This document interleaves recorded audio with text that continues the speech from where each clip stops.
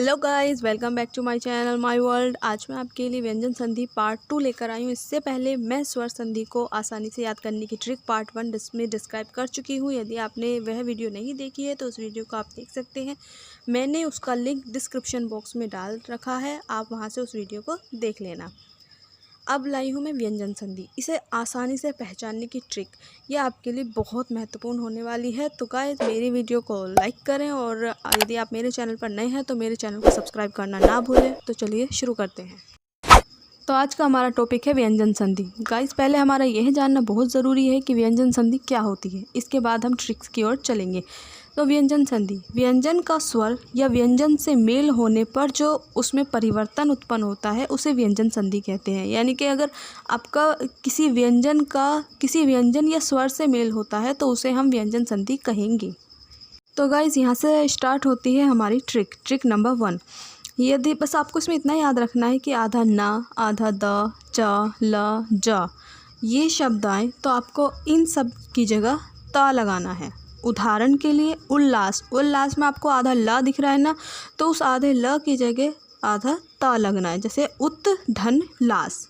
ठीक है, ऐसे ही जो हमारा ये सज्जन है तो इसको हमें आधा ज को हटा करके आधा ता लगाना है, तो ये बन जाएगा सत धन जन। अब चलते हैं दूसरे नियम की ओर। अब ट्रिक नंबर 2 है अंकी बिंदी। अंकी बिंदी को गाइस में बदलते हैं। आप हमेशा याद रखना, इसमें ज़्यादा कुछ याद रखने की ज़रूरत नहीं है। वैसे बस इतना याद रखना है कि अंकी बिंदी जहाँ आपको संधि में दिख जाए, एक तो वो व्यंजन संधि है, दूसरा उसमें उसे हटा करके मैं लगेगा।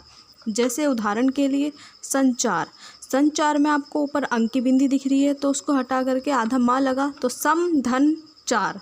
ऐसे ही समवेग में आपको अंकी बिंदी हटा करके आधा माँ लगाना है तो सम धन वेग। आपको बस इसमें इतना ही याद रखना है। अब है ट्रिक नंबर 3। इसमें बस आपको इतना याद रखना है कि जिस संधि में भी आपको आधा ग दिख जाए तो उसमें आपको सिर्फ उस ग को बदल के आधा कै लगाना है। उदाहरण के लिए वागजाल में आधा ग लगा है तो इसको ग के स्थान पर हम आधा कै लगाएंगे, जैसे ये बनेगा वाक धन जाल। इसी तरीके से दिग्गज में आधा ग लगा है, इस आधे ग को हम आधा कै में बदलेंगे तो ये हो जाएगा दिक धन गज। आपको बस इसमें इतना ही याद रखना है। अब चलते हैं अगले ट्रिक की ओर। अब है ट्रिक नंबर 4। यदि किसी संधि के बीच में षटकोण वाला आधा स क व्यंजन के साथ दिख जाए या छोटा स क व्यंजन के साथ दिख जाए तो आपको क्या करना है। तो आपको आधा श, चाहे वो षटकोण वाला सा हो या छोटा सा हो, उसे कट कर देना है और उसकी जगह पर आपको कुछ नहीं लगाना। उदाहरण के लिए परिष्कृति में आपको षटकोण वाला आधा सा दिख रहा होगा, इसमें आपको इसे कट करके ये अब बनेगा ऐसे परिधन कृति। अब चलते हैं अगली ट्रिक की ओर। तो गाइज़, मैं आपको बता देती हूँ, ये वीडियो आपके सभी कॉम्पिटिटिव एग्ज़ाम के में भी बहुत महत्वपूर्ण है, क्योंकि आपको उसमें किन्हीं 4 ऑप्शन में से एक पर टिक करना होता है। उसमें जितना कम समय लगे उतना ही हमारे लिए अच्छा होता है। इस वीडियो को पूरा देखने के बाद आप देखते ही किसी भी संधि को पहचान सकते हैं आसानी से, और आसानी से संधि विच्छेद भी कर सकते हैं। चलिए, अब हमारी अगली ट्रिक है ट्रिक नंबर 5।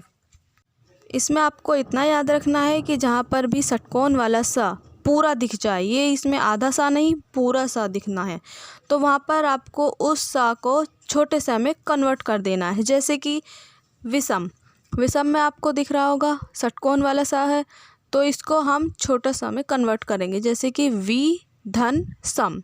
ऐसे ही निषेध में षटकोण वाला से है, इसे हम नि धन सेद, से में छोटे वाला से आ जाएगा। बस आपको ट्रिक नंबर 5 में इतना ही याद रखना है। चलते हैं ट्रिक नंबर 6 की ओर। ट्रिक नंबर 6 में आपको बस इतना याद रखना है कि जहाँ भी आधा च छः के साथ दिख जाए तो आप संधि विच्छेद करते समय उस आधे च को हटा देंगे। उदाहरण के लिए प्रतिच्छेद, इसकी संधि विच्छेद करते समय आधा च को हटाना होगा, अब ये बनेगा प्रतिधन छेद। ऐसे ही अनुच्छेद, इसमें भी आधा च लगा है, इसमें से भी आधा च हटाना होगा, अब ये बनेगा अनुधन छेद। बस इसमें कुछ नहीं करना, आधा च को हटाना है और बाकी सारा ऐसे का ऐसे ही लिखना है। अब चलते हैं अपने आखिरी नियम की ओर।